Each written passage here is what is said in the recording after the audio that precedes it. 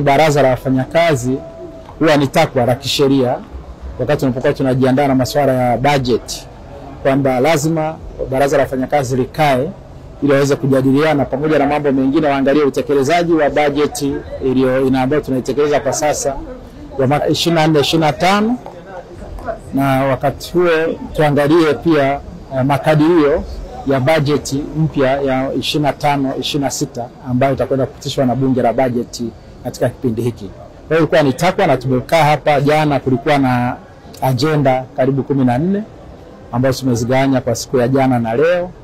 Na katika hizo agenda moja hapo ilikuwa ni hiyo ya mapitio ya utekelezaji wa budget. Mengi yaliibuliwa,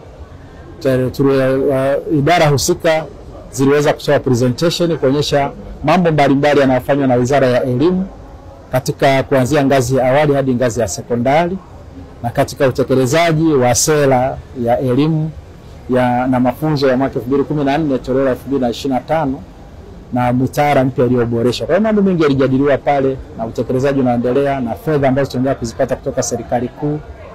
Lakini pia ikaja topiki ya masuala ya utumishi wa umma kwa watumishi mbalimbali wa Wizara ya Elimu pamoja na taasisi zake.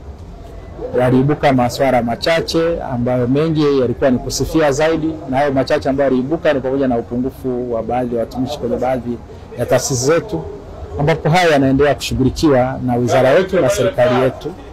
Lakini pia leo tumekuwepo na taasisi mbili ambazo zimekuja hapa. Kulikuwa na benki ya NMB ambayo imekuja kutoa elimu mbalimbali kuhusiana na masuala ya benki ya NMB na aina mbalimbali ya fursa ambazo wanazo kwa watumishi.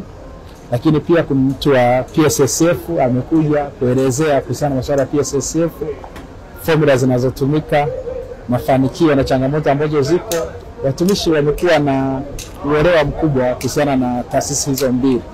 Na baada ya hapo tumekuwa na maazimio ambayo yametolewa. Maazimio yamekuwa kama maazimio 7 ambayo ni maazimio ya kawaida kabisa, ambayo uongozi wa Wizara ya Elimu, Sayansi na Teknolojia kwa kushirikiana na wizara zetu nyingine pamoja na serikali kwa ujumla tunaenda kuyatekeleza hayo maazimio.